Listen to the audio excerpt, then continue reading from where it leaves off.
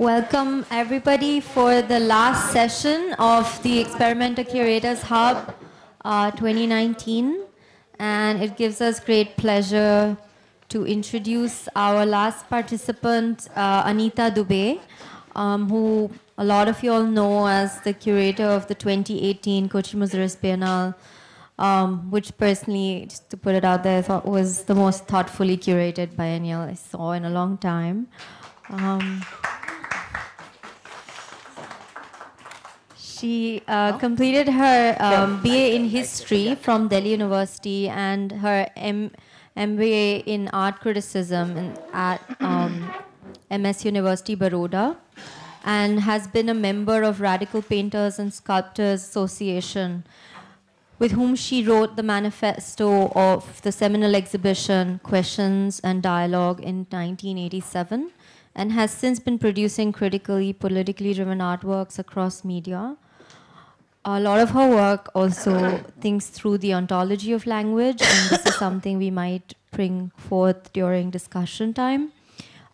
She's a co-founder and board member of the Koj International Artists Association and has contributed text to many publications on contemporary art. Anita's work has been seen in various national and international exhibitions, including the Moscow Biennale of Contemporary Art, Yokohama Triennale, 7th Havana Biennial, and also the first Kochi Muziris Biennial in 2012. Welcome.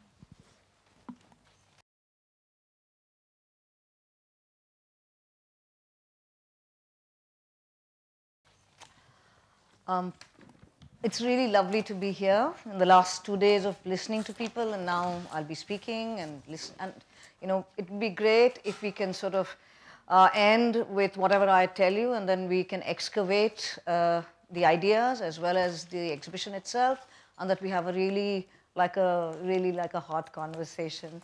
But to begin with, thank you, Priyanka, Prateek. Thank you, Natasha, for the invitation. As I said, it's delightful to be here.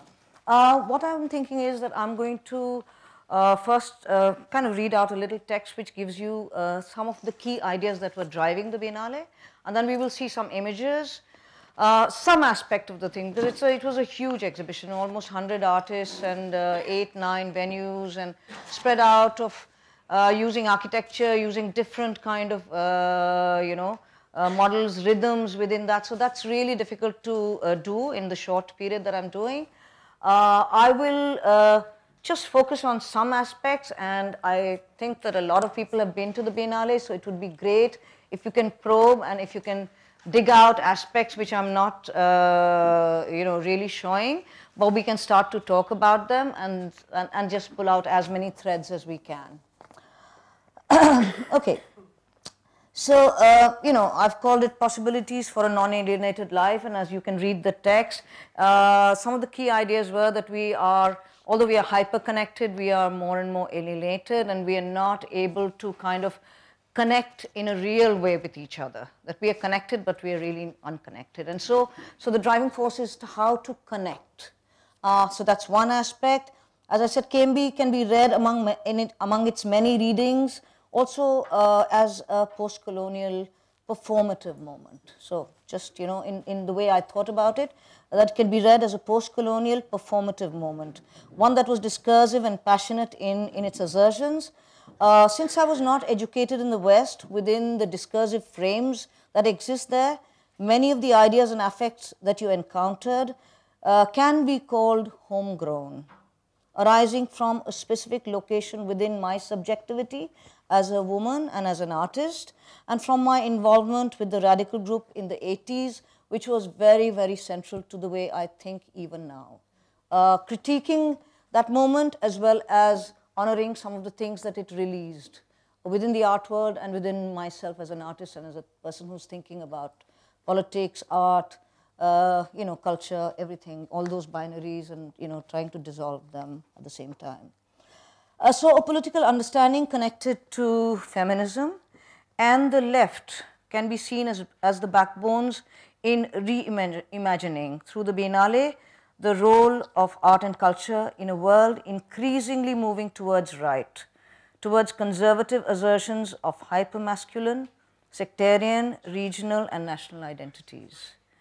I felt I needed to think the Biennale with an acute awareness of this moment in history, especially in India. So this is very important for me because it's not happening 10 years later, it's not happening 10 years before, it's happening now, and the right wing is breathing down our necks. So within culture, very often we dissociate ourselves from these moments of history. And I felt that actually everything that I do, at the back of my mind should be this fact that we are at this critical juncture of our history, and the right wing has actually appropriated all the good sentiments of the people, this feeling of community through violent means, through injecting violence inside them and saying that that's how communities come together, through violence. And I thought that, this is something that I really need to work against very deeply as the underlying layer of the Biennale, that we need to construct community, but outside these majoritarian agendas of what this is happening. So, so in this context, it was necessary to explore counter possibilities of community where another culture of brotherhood, sisterhood, comradeship can emerge through sharing and embrace, conversations and dance and pedagogy and pleasure together. So this is also one of the key things that I use to construct the Biennale. Like, how do we bring pleasure into pedagogy? And that pleasure is a very, very interesting connective, let's say, like the drug of violence. The drug of pleasure can be a very, very interesting connective force to bring people together. And for them to not only just celebrate, but also to set up those forms by which some critical questioning, some sharing, as I said, dance, music, everything we need to use if we really want to win our audiences towards culture and not let them just drift away towards the right and towards violence. So that these are the ways that I was trying to think through the Biennale. And in this case, just remembering, this wonderful organization founded by Frederick Bergholz, if I can't dance, I don't want to be part of your revolution. So these were, these were really like prompting forces, because having been part of the radical group, that is the, the whole baggage of the left, and also encountering that within that, very sort of avant-garde, left progressive understanding was this underlying patriarchy which would actually suppress the voices of women.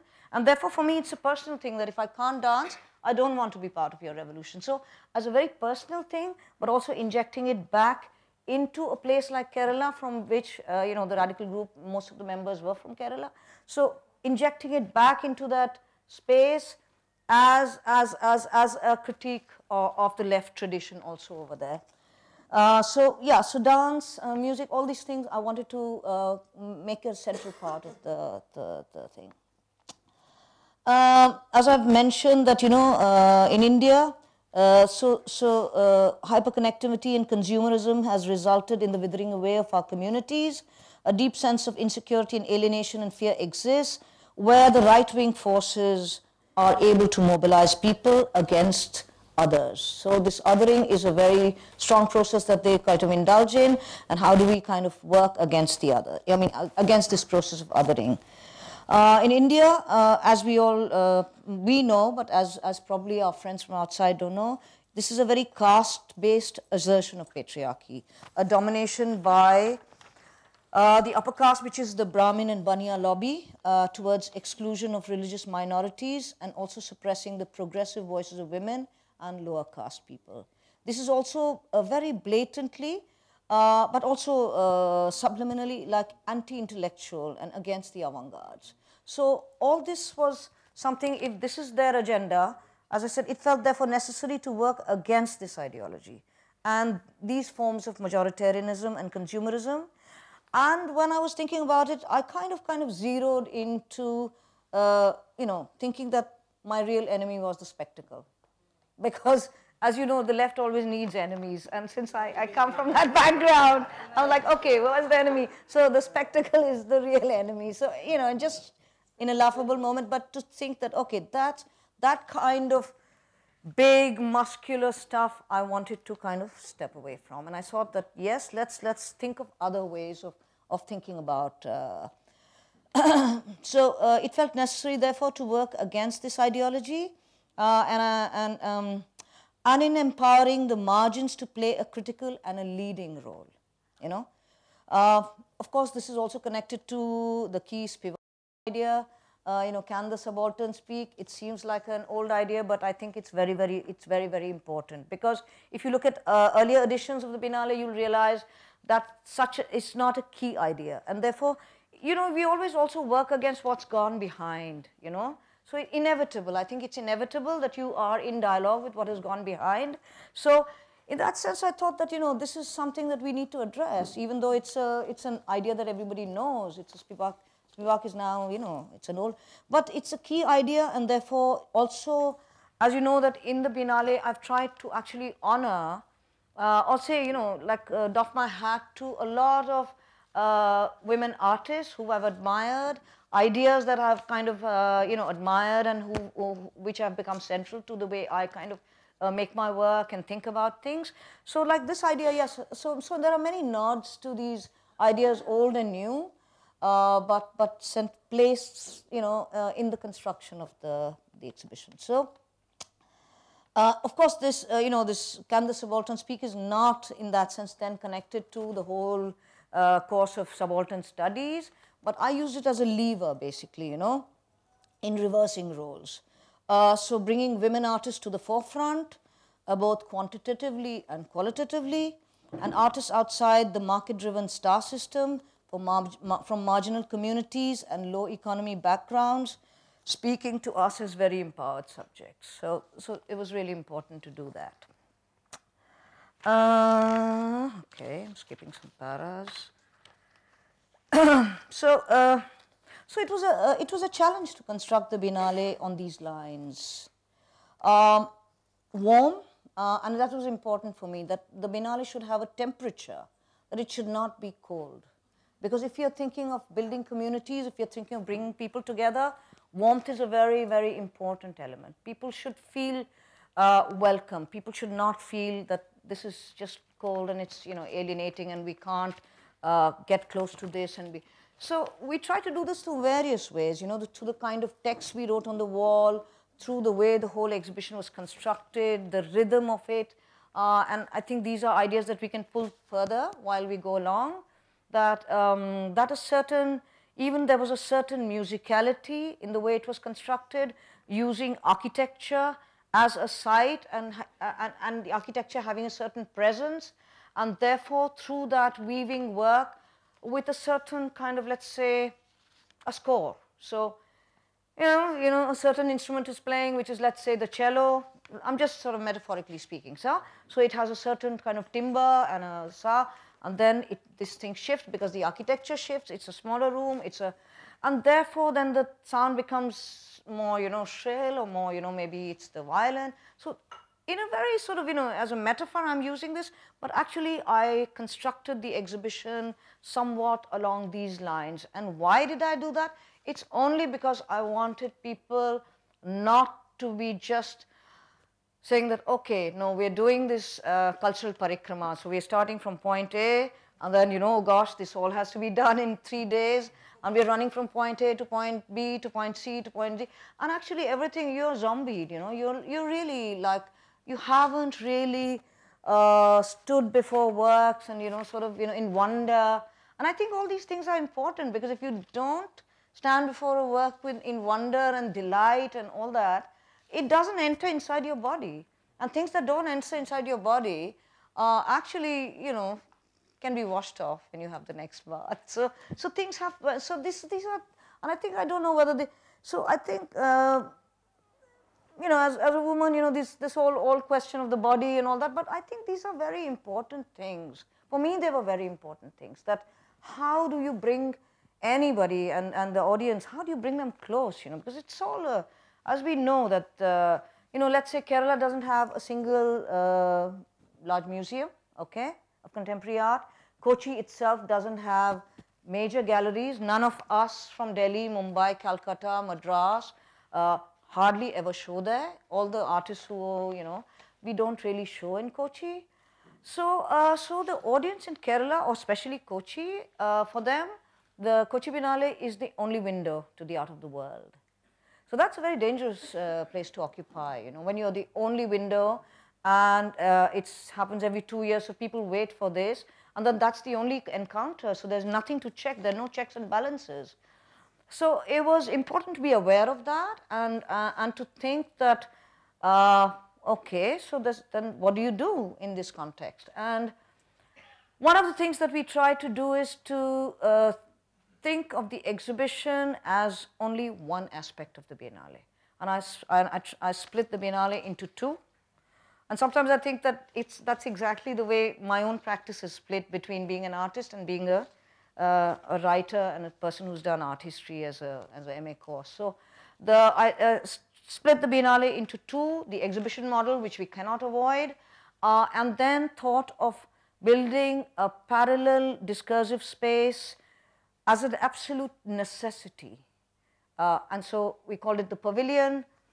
We'll see later many images, we'll see all of that, but I'm just introducing the key ideas at the moment. So splitting the Biennale into two, one, the exhibition component, and the other, the pavilion as the discursive space. As a space, as I've said, with an open mic or with an internet station where you can go in and say that I want to hear a song, I want to hear a lecture by, say, Butler or anybody. People could walk up to the station, and we'll talk later about what actually happened to these ideas. That's another story. But the fact that we tried very hard to introduce these ideas into the existing system of the Biennale, that you can actually free up these spaces for people to assert their, what should I call it, their autonomy, even their critique. They could, so those spaces were opened up.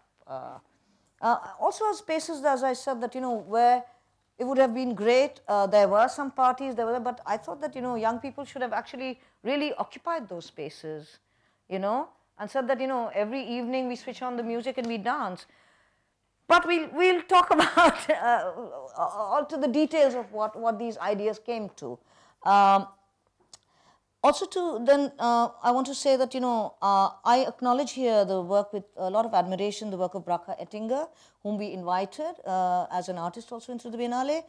She's a psychoanalyst, she's an artist, who has pointed us towards the idea of witness, W-I-T-H-N-E-S-S.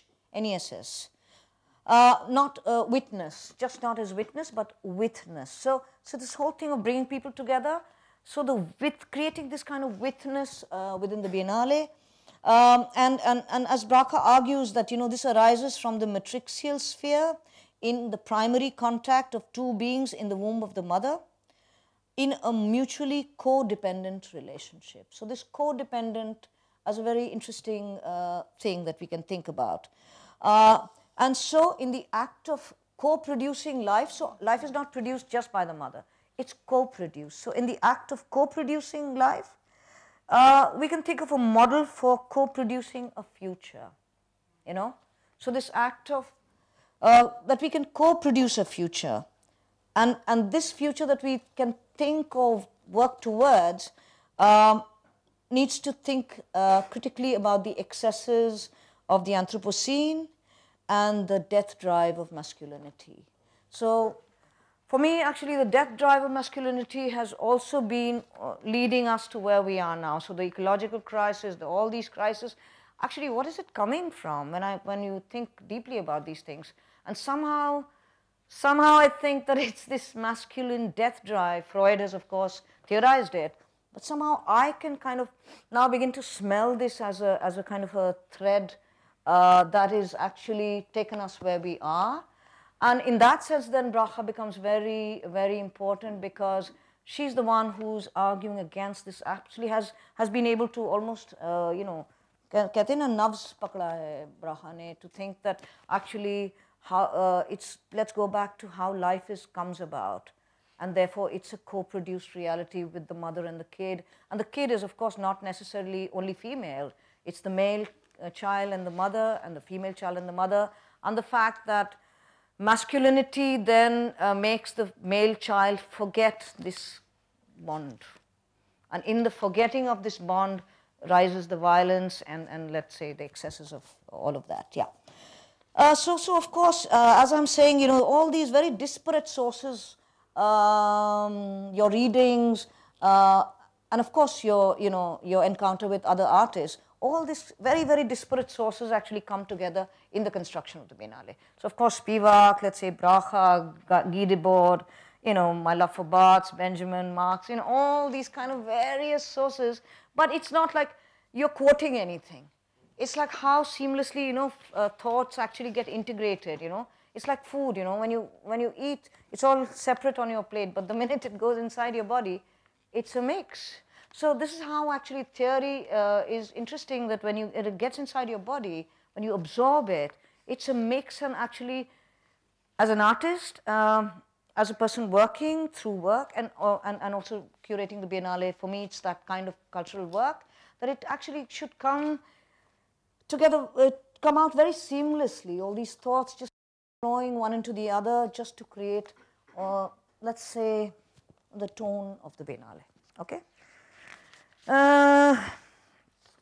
So also, you know, it's an old Benjaminian idea that the debt of the past cannot be settled easily.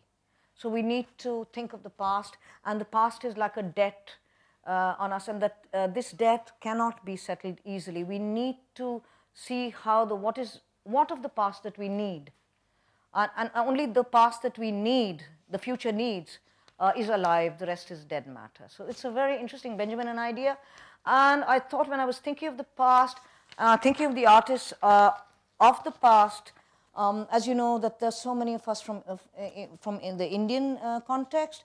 I was thinking of my brain is. Of course, Mrinalini Mukherjee, of course, the first photographer that we started with. Sunil Jana, yeah, okay. So Sunil Jana, Mrinalini Mukherjee, and Sunil Jana as a man who photographed around pre-independence, but has a kind of a deep connect with the peasantry. And somehow for me that was very important in kind of almost when we start the Biennale, we start with Sunil, because just thinking not only kind of a nostalgic Marxist idea, but also thinking through, you know, even thinkers like Pasolini, who also in Italy worked during the time when fascism was very sort of, you know, well entrenched in Italy, and thinking about the peasantry as a force of resistance in the context of where we are, you know, where Italy was at that time. And sometimes thinking about the fact that we are actually at that similar kind of juncture, although it's so many years apart between, that we are at that similar fascist juncture, and maybe at this juncture, what are those forces that are playing the role of resistance? And somehow the farmers, with the kind of stress that they're undergoing, they are forces of resistance in this climate. So therefore, you know, introducing ideas like that, but through an artist like Sunil Jana. So, and Mrinalini as this very strong feminist voice, thinking of the past via wonderful artists like Wally Export, whom, again, as I said, people whom, as a young artist, I looked up to, admired, such radical kind of performance. So actually paying homage to all these people in the construction of the Biennale. So that was very important for me as a gesture. Actually, it's a gesture of solidarity. It's a gesture, a feminist gesture of recognition. It's a gesture of sort of, you know, connecting older women to younger women, and sort of making a kind of a much more, like, let's say, just a warm and happy, embracing space. Oh God. Okay, listen. So, okay, I'll quickly and then. Oh God. Oh, mama. Okay, so you know, in this whole process, you know, it's very, very also important, as I said, from Bracha, these ideas of fragility, repair, renewal, resistance, all these things are very important, you know, in this context that we are talking about.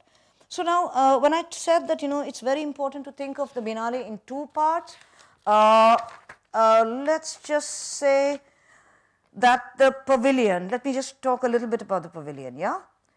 Because as you know, 6 lakh, apparently the statistics are that about 6 lakh people come to the Biennale in the last, at least the last 2 iterations. So, you know, who are these people?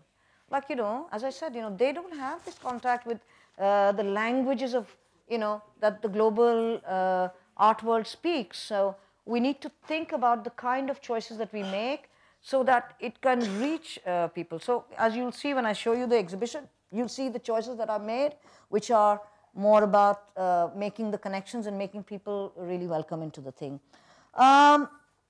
Just one little, thing which also needs to be said. So when we're talking about this, and also within the pavilion, it was very important, as we had imagined it, that one of its key components was to be critical texts of critical theory available as PDFs to be disseminated from within the pavilion via print or mail on request. So these were the proposals that we had actually given to the Biennale, okay?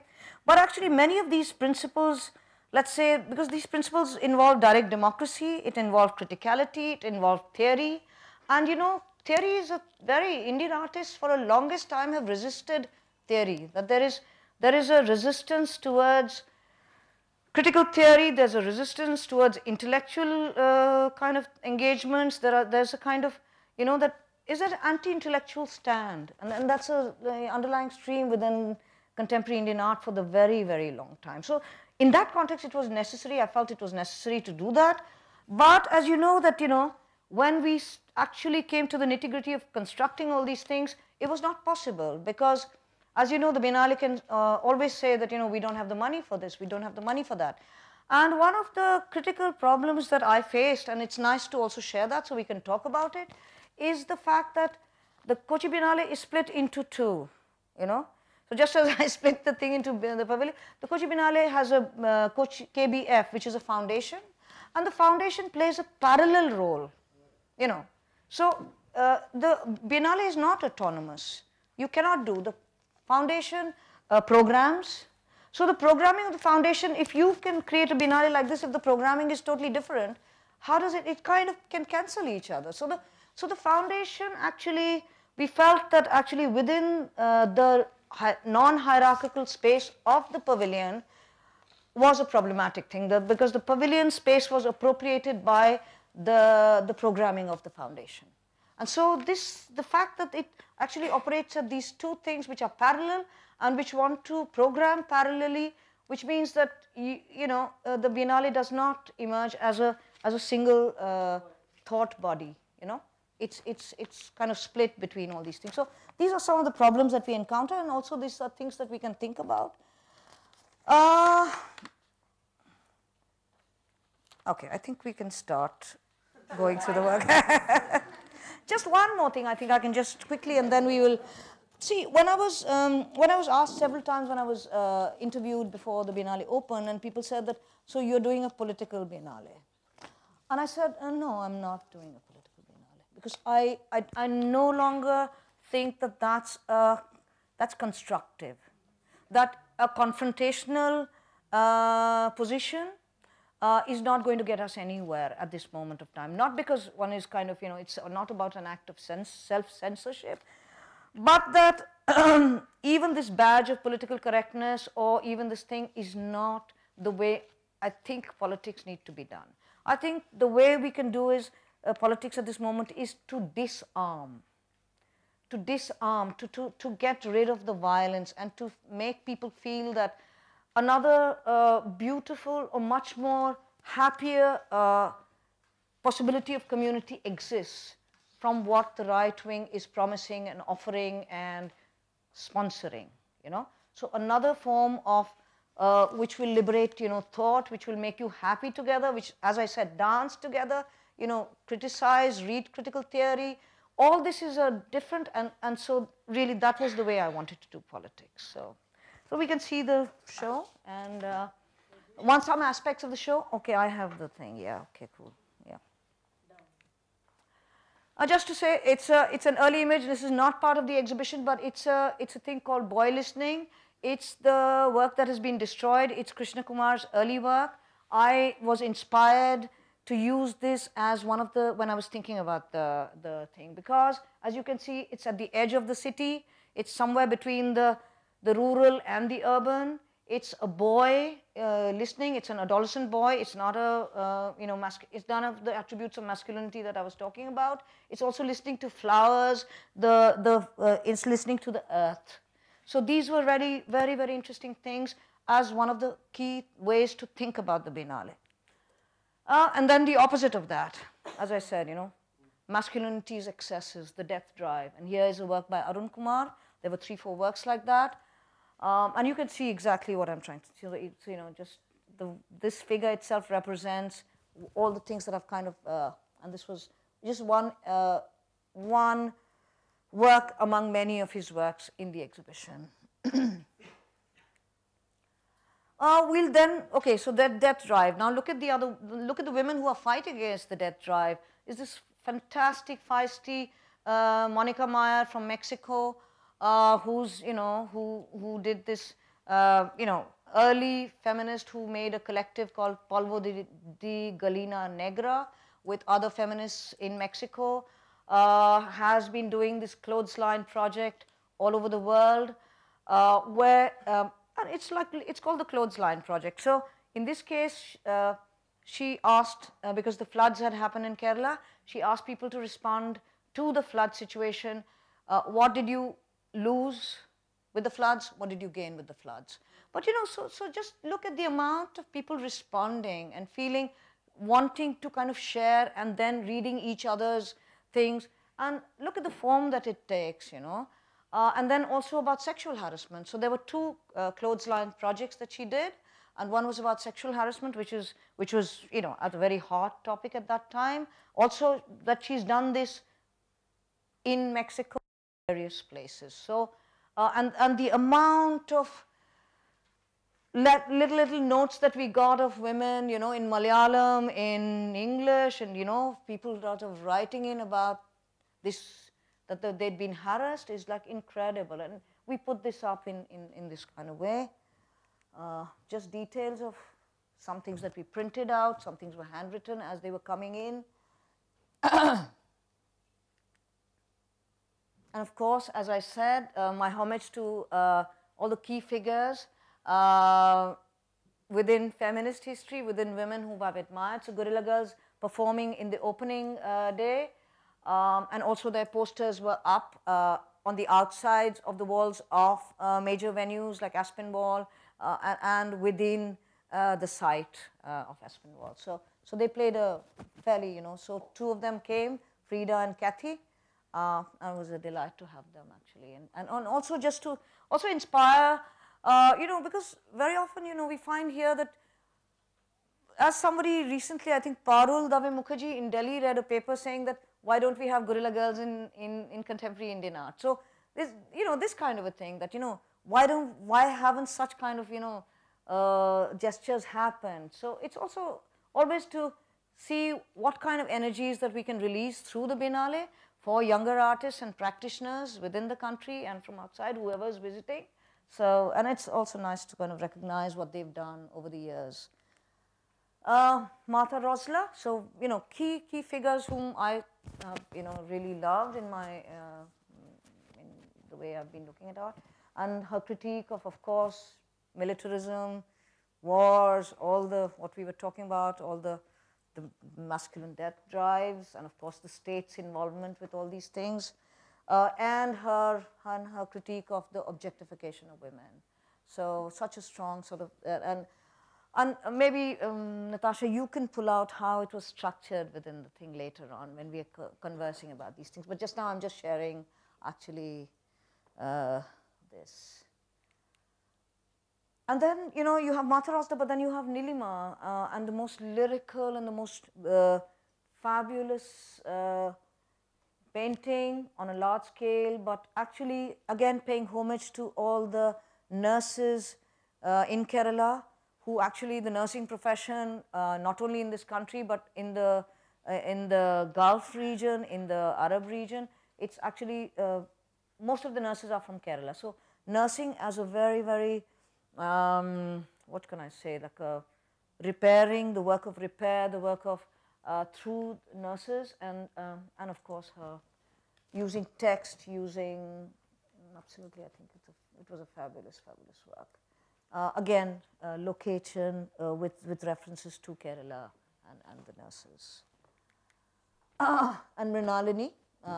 And so in putting together images, it's not, I'm not walking you through the exhibition at all. I'm connecting different threads. They are in different spaces according to what is the, like for example, Mrinalini exists in a space which is the Darbar Hall, which actually housed all the artists who are no longer with us, who have passed away. So it was actually, it was a homage space, and also because, you know, to tell you simply that many of the works have become expensive, they need air conditioning, they need a certain kind of a place where we can place them.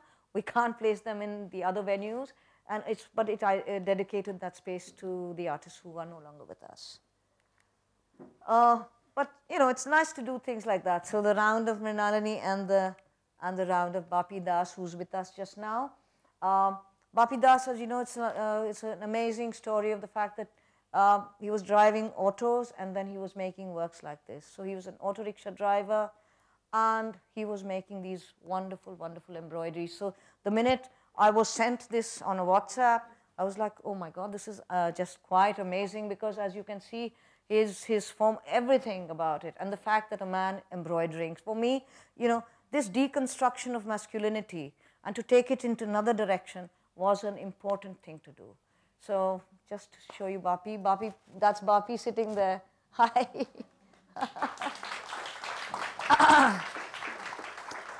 So it was really lovely to sort of, you know, work with, let's say, all people like that, you know, and to really take fragility and give it that kind of a, you know, value, pedestal, whatever you may call it. And then on the other hand, you have Gond artists who come from the Gond tribe, and they are in Madhya Pradesh. So when we started to talk about the work, I mean, as you can see, you know, for them, there's no thing like a frame, you know.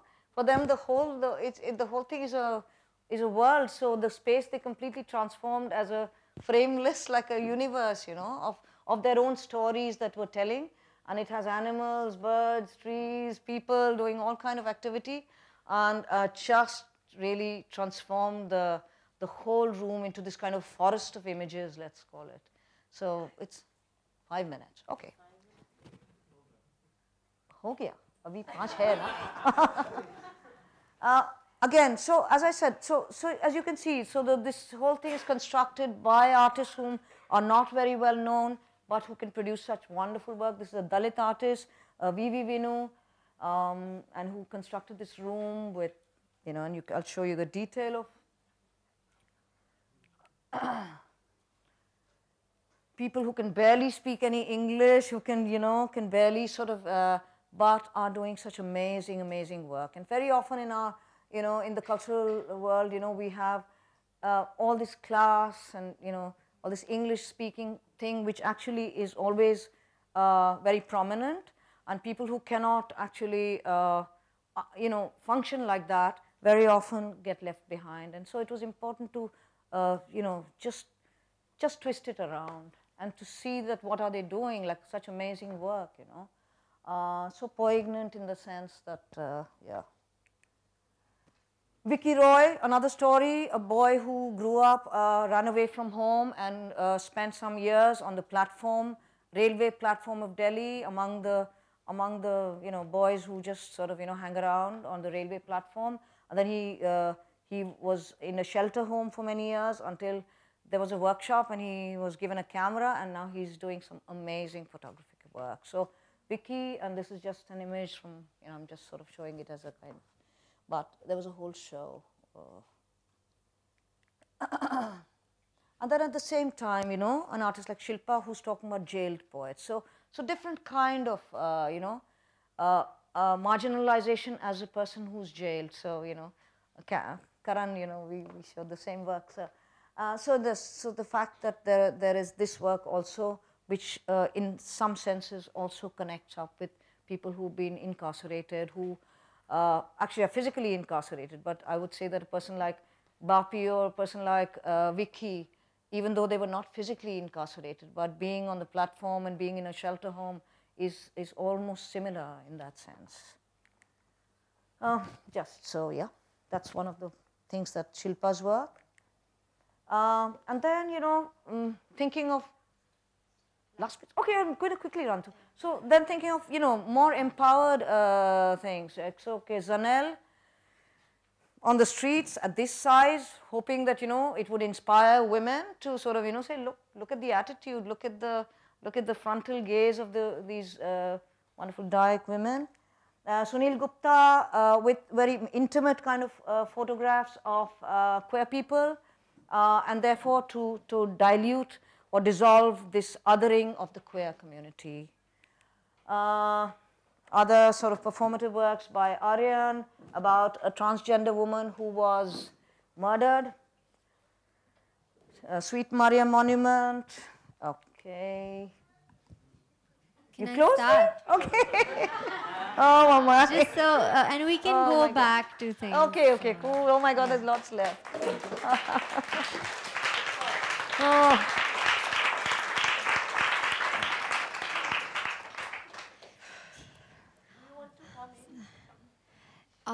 Let me start by being somewhat provocative.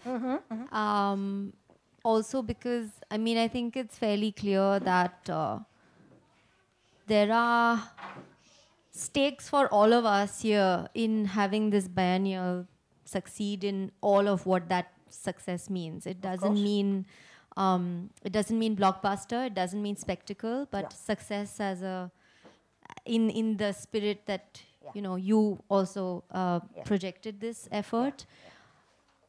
Yet, it would be great to understand the practicalities. Like, what does it mean, knowing that the biennial does still need a lot of private support, also gallery support. What does it mean when an artist like Shilpa Gupta, who's a wonderful colleague, would say have a certain kind of gallery support, institutional support? It's clear that a project like hers, it already will travel from the minute it's made. And what does it mean, for other fantastic artists who are not so-called professional artists or who are self-trained artists? And what does it mean for them to be in parallel in our reality, as you say, now? In the future, things might change, but what should we be doing, and what are the stresses in this case? No, I think, what I think is that when you give kind of equal spaces, right? Of course, there are, this will never vanish, right? It's not something that you can just wish away, right? So, but when you give equal opportunities, equal spaces, of course, there is ups and downs within that. It's juxtaposition. There can't be, this work of actually creating a kind of a equality is not. No, I didn't mean at all that. I was thinking about what, just practically, like resource-wise, how did you manage? So what we do is that, we fight. If you want 100 meters of space, we say we can't give it to you because you want, so we try to do all these things. So, and sometimes, how it is, there's this other muscle of the gallery and, all that happens. But as you might have noticed that, say, okay, so let's just talk about Shilpa's work and say a V.V. Vinu work, but V.V. Vinu gets enough breathing space, enough, for him to execute. But you know what I mean? So what the thing is that, as you can see, Shilpa's work immediately can go to Sydney, and already traveled from, I think, I don't know, Liverpool or some place like that, because already those invitations were with her, and so she planned it in such a way, and then of course there's Continua involved and all that to ship all this thing. So, but it's also nice to think that you can't just make up, it's nice to have these juxtapositions. It's nice, for example, Kentridge, it's a huge work. And actually in the Biennale, I did not repeat any of the contemporary Indian artists who had participated in the 3 Biennales, except 2 people. One is Krishna Kumar, because I thought he was not represented well enough. Only 2 sculptures of his were in the first Biennale. And I thought Kentridge, a very small work of Kentridge was shown in Jitish's Biennale. So, if I went to South Africa and I'm showing work from that region, it was impossible, to not work with Kentridge and not to show the way he's kind of dealt with history, a troubled history in that sense, you know. So, and then if you're working with an artist, you give enough breathing space to the artist, you know. You kind of realize it to the best that you can do, and to try to do that with each artist, to the, you know, to the best of what you can give in terms of space and, you know, support and all of that, yeah. So there was no hierarchy that, you know, okay, Kentridge gets this, but this one gets just, you know, no. Actually, if you notice, you know, everybody got a fair amount of space and, you know, that they could execute their ideas and, you know, and all of that, yeah. One of the blind spots, perhaps, in the previous editions, at least as a viewer, was really also the question of racism. Racism in relation also to thinking about the kind of relationships between, say, the Indian subcontinent and Africa as well, and dealing with that sort of history of racism and indentured labor, those topics, and also caste, in a sense, to the extent that when I edited a volume of Marg on the Kochi Mazaras Biennale, the first editions, we included an article that really discusses caste in Kerala context, because it felt like that was somehow not addressed in the biennial itself. So if you could talk about your direct experience of working in this way and how the public reacted. See, like, look at, for example, the work by Vip. So just freeze it here. Okay, so Vipin Dhanurdharan. So the work is called Misra Bhojana. Okay, so it's from this social reformer Ayappan Sahodaran, who made these kind of community anti-caste meals, where people would share meals as an anti-caste activity. And I think this is in 1917 or something like that, he started. So Vipin, you know, makes a reference to that. He uses it to create these kind of meals within his, you know, work, which is actually to bring all kind of communities and castes together in the Fort Kochi region, because actually Fort Kochi has all kind of communities living there. So it was a wonderful project. So by projects like this, you know, we were able to sort of not only refer to history, not only refer to the Sahodaran meals of Ayappan, but also sort of, you know, bring this other kind of feeling of bringing people together and sharing food and, you know, so all these kind of things. So, and then V.V. Vinu, as you know, referring to his Dalit history and, you know, making all those works. So no, this is the way. And also the project of Sue Williamson, no? The artist who did the... Sue, yeah. So Sue, you know, Sue was of course then talking about actually the trade of slaves from Kochi, which she researched back. She came for a site visit and she found out that there were people actually who went from Kochi to Cape Town, yeah. And then, you know, the names of these people who bought them, for how much monies, and everything was actually, you know, printed on shirts of laborers, which we sent to her from here. So all this kind of, you know, and then she washed them in a kind of a, you know, it was dirtied and washed in a moat in Cape Town somewhere, you know, where actually to enter space you have first a moat.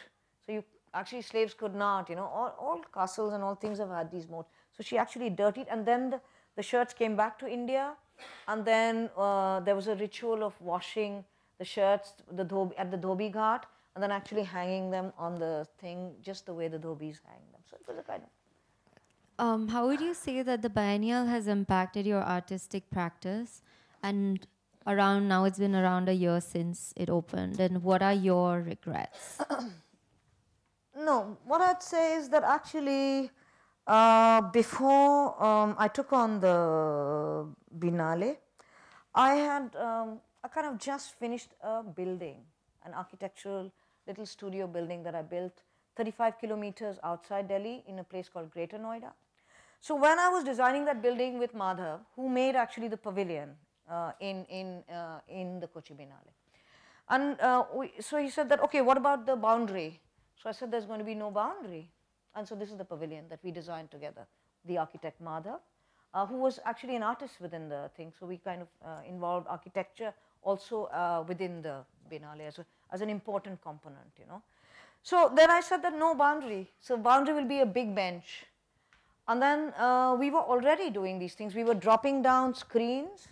And that reminds me, Shaina, your rooftop thing, because these things have been inspiring for. So we drop down a kind of a screen, and then we show films. And I don't have images of that in my studio, and another time we'll look into that. And already we have labor, which is working in that area. So there's no boundary. So people are actually looking at those films, and we're discussing. So we already started some of those practices within the studio. And that there's no, everybody is welcome.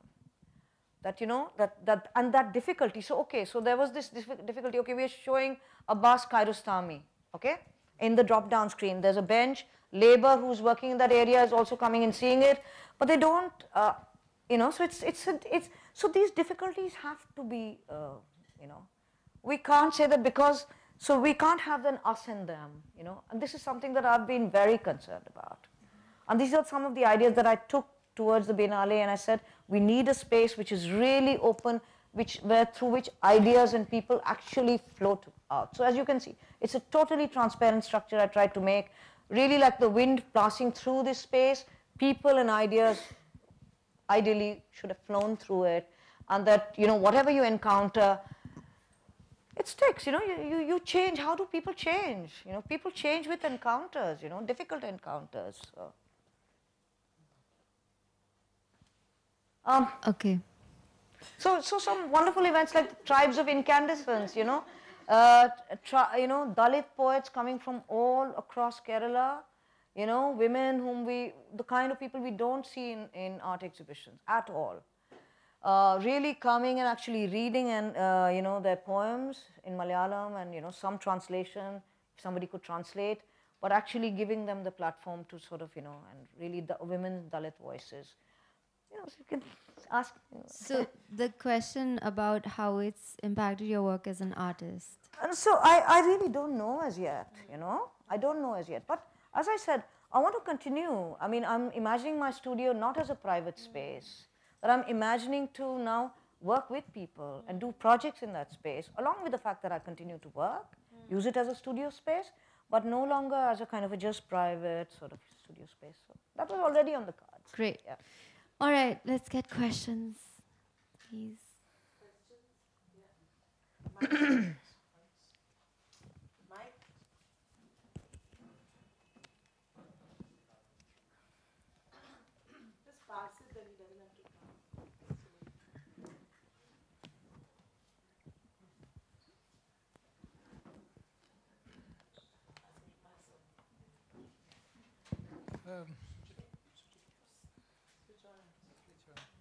Hi. Can I ask you, you know, a technically incorrect question? Why not, you know, looking at the nature of the Biennale, why not Meera Mukherjee? Because, you know, one woman artist working in the 1960s, taking a completely reverse journey. I'm just wondering, you don't have to answer now if you don't feel like, but... Can I also then be provocative? Okay? So one of the things which, I mean, I was also, as I said, I'm working against many things and for many things, you know. One of the things that I was working against is a kind of regional nationalism. And unfortunately, this saying the name of Meera comes from whatever, a kind of regional nationalism from your side. So, so that is something that I was like, no, I'm not. I'm against all forms of nationalism at the moment of time. Maybe at some point of time you need nationalism, because I think all these things, you know, they can't be fixed in as a you know, it's not a good and evil thing, you know. Sometimes, like for example, when the British were colonizing us, nationalism was a necessity. And now we just have to get rid of it because it's become so toxic. So just as a provocation. But why? Why Meera? Why did you mention Meera and not any other artist? But before that, I like to ask that, you know, this regional nationalism that you ask, isn't that from your end an assumption as well? Isn't that from mine? From your end an assumption as well. Look, no, it's not an assumption. I mean, I distinctly felt the pressure of regional nationalism when I was doing this thing in Kochi, you know. Anita, of course, there is this pressure of regional nationalism. I mean, you feel it when you're doing this in Kochi. You feel that you're supposed to sort of, you know, honor this principle, you know, and you know, I felt the pressure of trying to honor this regional nationalism, and as I said, I had to work against many things. So well, just, you know, just as so no offense meant. It's just we're just sharing that I ideas. need to agree. We need to be.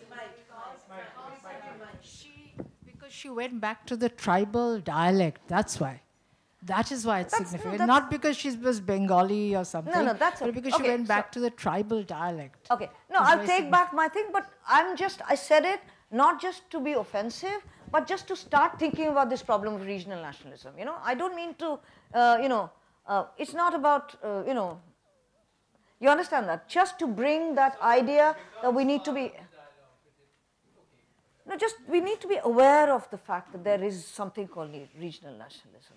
As, you know, there's nationalism, there's regional nationalism, there are all these kind of things, and we need to, just to be aware of that. But I agree with you, but you know, also as you know, I followed my subjectivities. I couldn't pick everybody, I didn't pick so many artists, and that's, yes. No, but both these things. Okay, just 1 second. No, but we should, yeah. Does Mridalini also fall in that category of regional nationalism? No. Look, I just said it. It's just to interject. I'm happy to be polemical, but just to that idea we should be aware of. Is it regional icons, perhaps? You're against regional icons? No, I'm against a kind of. Do you understand that? Malayaliness, Bengaliness, any of these, which is, I think, regional national.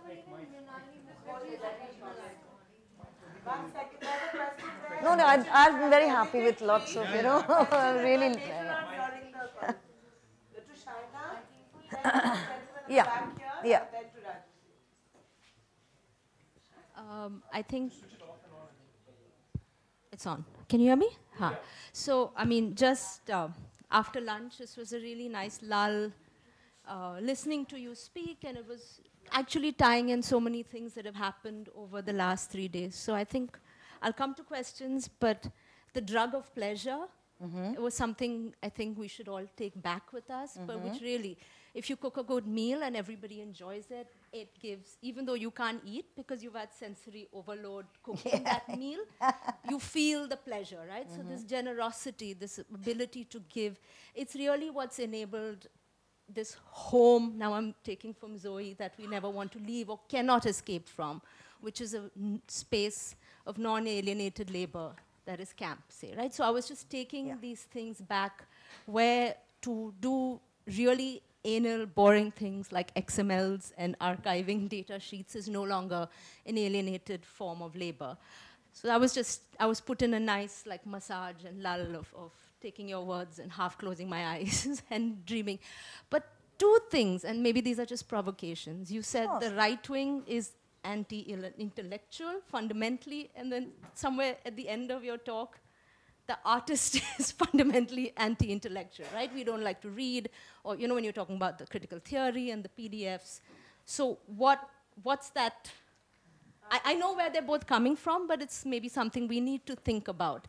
And perhaps not also just thinking of right wing, but it's majoritarianism that is also coming. And that's perhaps where the artist can, you know, we can think of majoritarian politics and how that's really informing us. I had notes as well, but but I'll fast forward to maybe not having been able to see that biennial because it was a particularly, and we regret it, I had tickets, we didn't go, it was for the last weekend. But sitting in Bombay, the two things that sort of traveled as rumors and traveled fast were what happened with the Me Too allegations and like you said, the biennial, you as curator, and then the foundation, and all these contradictory responses that happened. And so having you here in person and sort of tying up from Nayantara's presentation those responses and then post the biennial.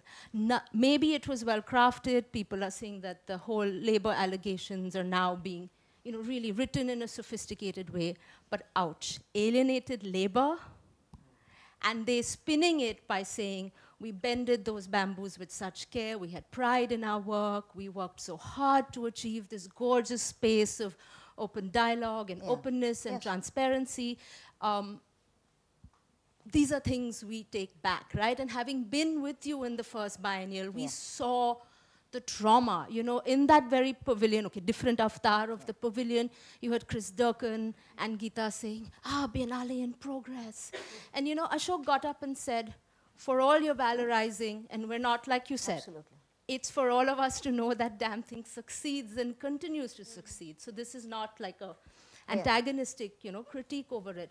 But Ashok said, for all your valorizing, there are 43 artists, many of whom are in the country for the first time, traumatized. Yes. So just to throw these things out, and then yes, the ones with the gallery support had got the AV equipment, and you had these hierarchies just like play out quite viscerally in the biennial. It's a really, you have to juggle. I mean, my thing is that, maybe this time the artists were not traumatized. We made sure we were working like full time, but many of us are traumatized. We haven't been paid, So, and actually it's a truth. So this is the truth about, and therefore we need to, as I've been saying in other platforms, we need to think the way we are thinking against big dams, we perhaps to rethink about models like this 100 days, 100 artists model.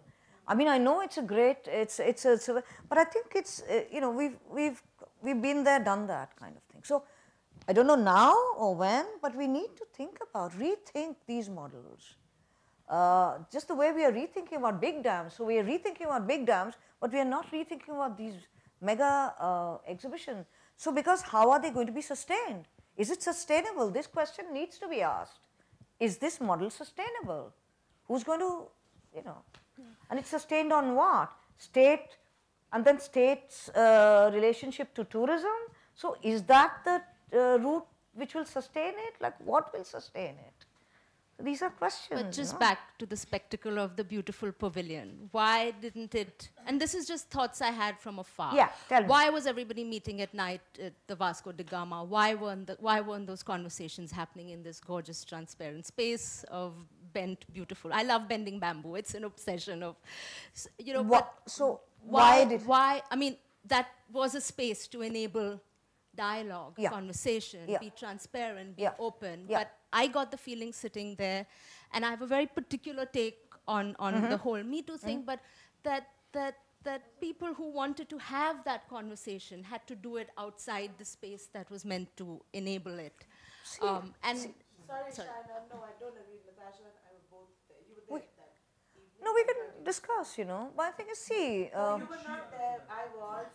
And it was not that, it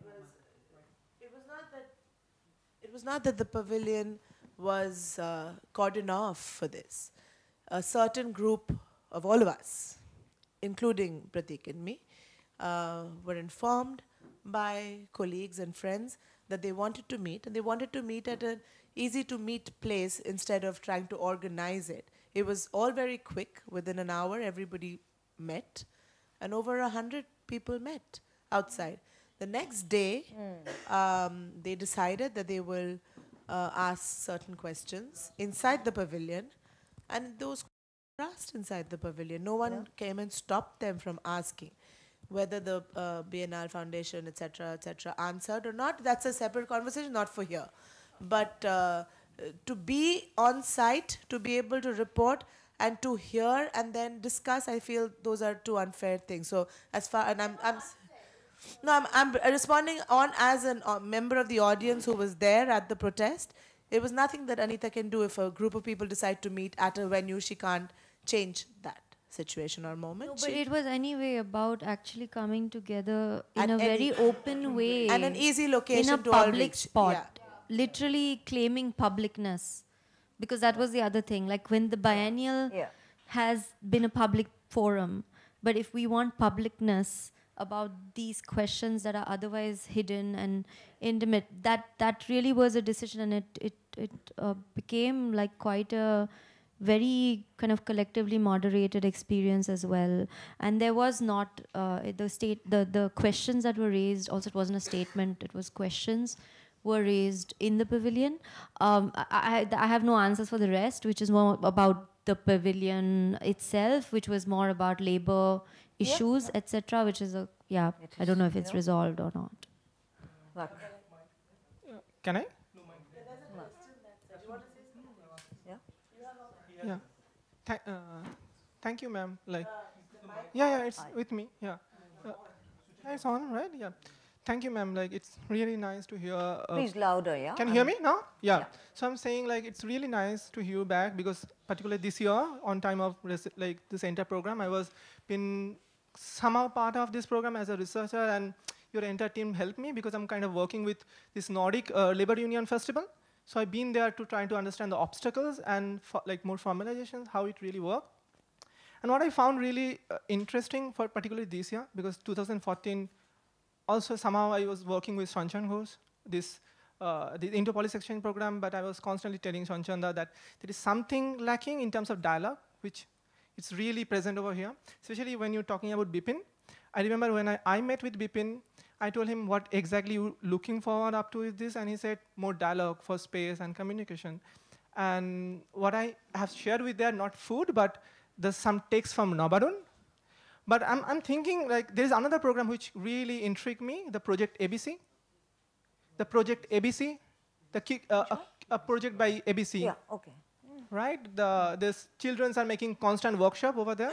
So if you give us little more like idea what is the future of that project, this is a more...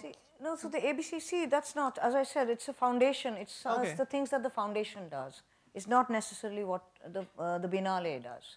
Okay. You know, so these are, as I said, they're parallel things that keep going on. Can I? So, yeah. I can't answer Okay, so and second thing, which I really like to ask that time, but you were really busy. On 12th January 2019, I found something on the exactly outside of the Aspinwall wall, okay? Because the first year of the edition of Biennale, I found there are so many banners that are holding. It's like, here is the Biennale. So it's a pointer, right? And 2014, there's a specific comment like, it is our Biennale. Last year, it became my Biennale. This year, I think 12th January, we found a huge poster and text like, whose Biennale is this?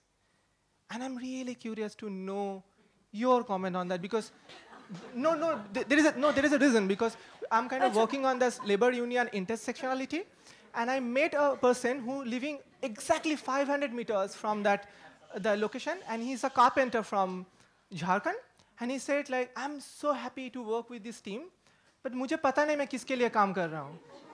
Okay, I said नहीं, there are free get time. In Monday you can go and enter. I said Monday मेरा पहला दिन होता है काम का. So I can't enter in the first day of the week where I get not my labor. And so they said, can I be part of this program? And then immediately after that day, I found that text and... Whose Biennale is Whose Biennale is this? And somebody, an auto driver, told me that, do you know there is a text written by John Abraham called Nakali, a street dogs drama. And something is missing here. That something, which I don't know. I'm curious. Some comment on your like. See, I mean, it's good. I mean, that's a critique of the Biennale. Yeah. When they're saying that whose Biennale is this, it's a critique, you know. It means that it is still, while it is claiming that it's our Biennale, it's not really. So as I said that, you know, we can try hard to break that, but do you think, I mean, this is the real problem. We're always speaking to each other. What is the connect between discourses to the publics? So this is a huge question, and it's, you know, as I said, you know, in 108 days and one attempt, you can't, you can imagine that you can sort of, you know, these are very slow processes. You have to work in a particular place for a long time before you can really make that, even then it's very difficult, you know. As I said in my little screenings, I mean, people like, you know, and then even if you give long explanations about the nature of the film, the text, but imagine people who are laborers, who've never encountered culture, You know, what a shock all these things are. So that disjuncture, we have to understand that disjuncture. There is this disjuncture. So, you know, I mean, it's a critique, yes. And I think It's a question that is being asked of the Biennale. But whose and- Biennale is this? And I think like probably this is the, if you ask me the success, I think that's the thing is really happening this year. Like people are really contesting in some sense, like very close to Biennale side, there is a SFI or DYFI house, like which has been abandoned and blocked. And exactly this font, possibilities for a non-alienated life, it was been written, probabilities for unrecognized livelihood. And I found, wow, it's not happening in the last 3-4 times that people are kind of at least trying to making communications with some sense. So thank you for like, yeah, this is, yeah. Yeah. Yeah. No, we have to record it. Yeah, it's.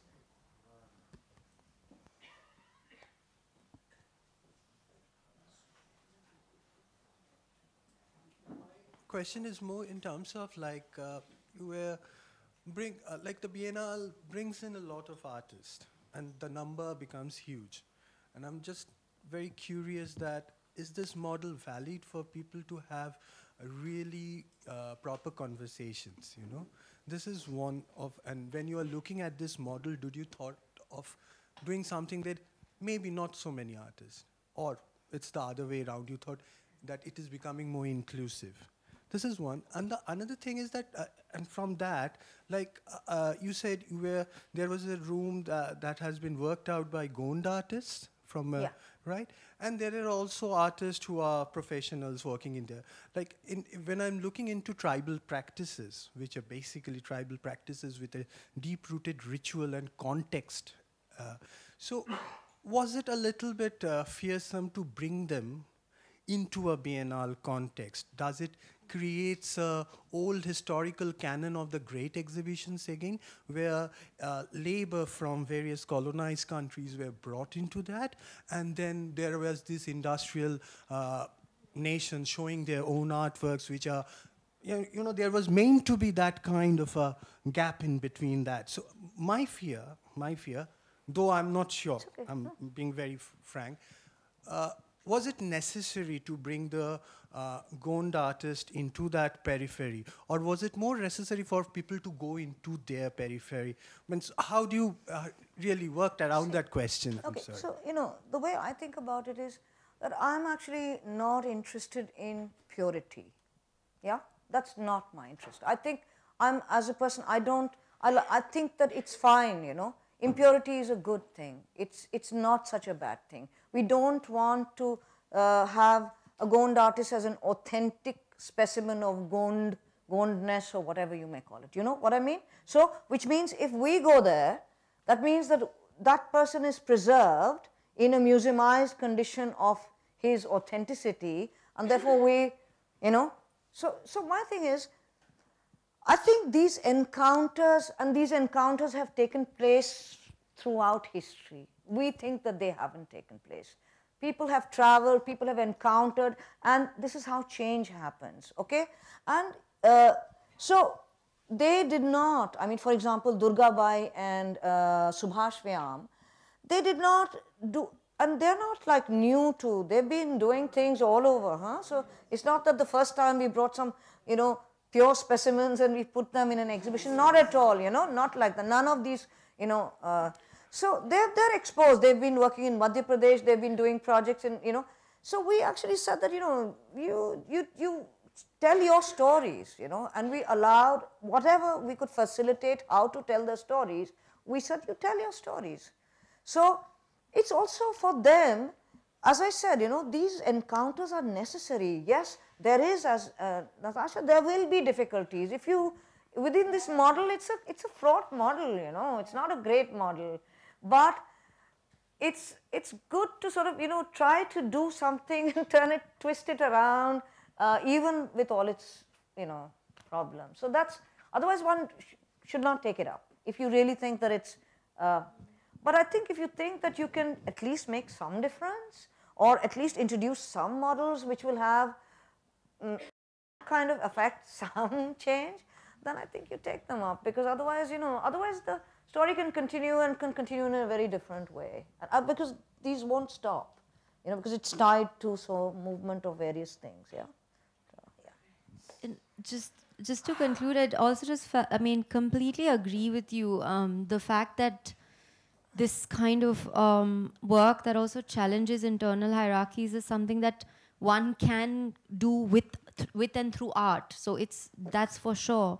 It's just more as, one curator to an artist curator. It was more a question like, say, how to set some kind of ground standards, like in a way that I believe you did, because otherwise the kind of exhibits that were there, you would see the unevenness in terms of resources, etc. And I'm sure you did whatever you could to make sure that definitely as you move from one room to the other, it's not that there was a stark difference in quality or finishing of work, etc. This time particularly, it felt quite even. It was just that's been a question also that at least I've had when working in certain places, and we've said, okay, because there's some funding streams that only fund certain practices, and there are others that we really don't know how to channel, because the support is getting more and more, in a way, streamlined. I just want to so share, that's it. Yeah, no, I just want to share that, so I'm actually surprised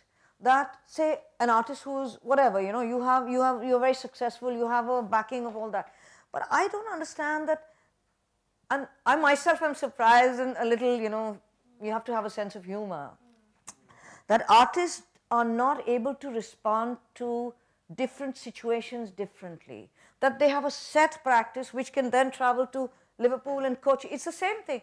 I'm actually surprised by that. Actually, sites should make you change material, bring your economy down, because that's situation. But some people just cannot do that. And that's when you realize that they've been fixed into that fixity because of the gallery, because of the market. And this is something that we should think about. Why is an artist has fixed himself or herself into this form? That it is so many meters, they want that meters. I remember the arguments that I was having. I was like, hello, cut it down. Why do you want 100? How 80? 80 will do. But it's like fixed. It's fixed. It's like, so this is something I don't understand. Actually, myself as a practitioner, I don't have any such thing. I would work with spaces, and even if there was no economy, you could still work. But it seems that the system pushes artists into a kind of a very, professionalism. So very early on, I think artists start getting that support. No, don't record. So you, from the beginning of your career, I can only present this work in a 30-meter space. I cannot. Yeah. So if you do that for most of your career, if you constantly change, you can change. Yeah, yeah. But I know. From the very beginning, if that's all you can't do I any know. other way. Yeah. And also, no, it's also about your desire to reach an audience. If you don't desire to reach an audience, if you're just a narcissist, you're obsessed with the perfection of your own work, and the audience doesn't matter. You know what I mean? That maybe is the driving force, and that's a problem. Yeah. So sometimes it's like, you invite an artist, and you have to then bear it. Okay, thank you.